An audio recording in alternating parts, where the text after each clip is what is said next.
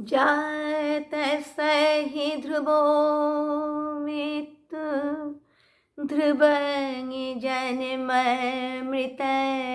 च तस्माद् परिहार्यर्थे न तं शोचितुमर्हसि।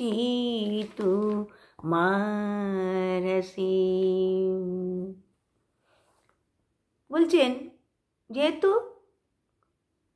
জন্ম হলেই মরণ নিশ্চিত, আর মরণ হলেও জন্ম নিশ্চিত, সেহেতু এই অবশ্যম্ভাবী বিষয়ে কখনোই শোক করা উচিত নয়।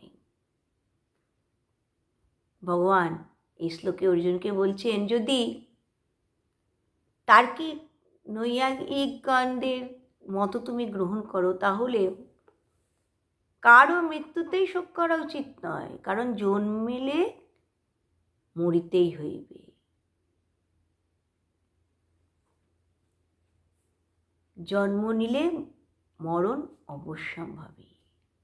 জন্মিলে, কবি বললেন না, জন্মিলে মরিতে হবে, অমর কে কোথা কবে।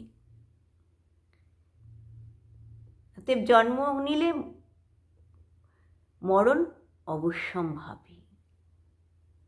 আত্মার সঙ্গে এই যখন দেহ ইন্দ্রিয়গুলো সংযোগ হয় তখন তাকে জন্ম বলা হয়, আর প্রাপ্ত দেহ ত্যাগের নামই মৃত্যু।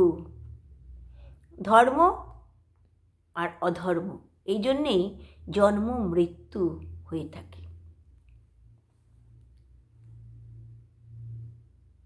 তাই তার্কিক নৈয়ায়িকগণ কৃতহানি ও অকৃতাভাগম প্রসঙ্গ উত্থাপন করে আত্মার আশ্রয়ত্ব সম্বন্ধে তারা তর্ক করে থাকেন। যদি কেউ এত জ্ঞানী হন, সেই মত গ্রহণ করে, তাহলে তার পক্ষেও আত্মার জন্যে কিন্তু কখনোই শোক করা উচিত নয়। ভগবান আরও বলছেন, যদি তুমি এই শোক আর মোহের বশবর্তী হয়ে তার্কিকদের বিচার অপেক্ষা ন্যূন হয়ে যুদ্ধে যদি তুমি বিরত হও, তাহলে কি হবে? তোমার প্রতি যোদ্ধাদের মৃত্যু তাদের প্রারব্ধ অনুসারেই হবে, তাদের নিজ নিজ যে প্রারব্ধ সেই অনুসারেই তাদের মৃত্যু হবে। কিন্তু তোমার কি হবে? তোমার স্বধর্মচ্যুতি ঘটবে।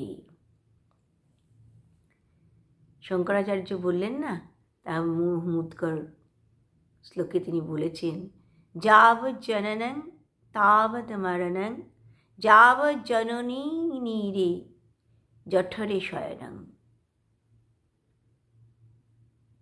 যাবৎ জননী জঠরে শয়নং, যাবৎ জননং তাবৎ মরণং যাবৎ জননী জঠরে শয়নং।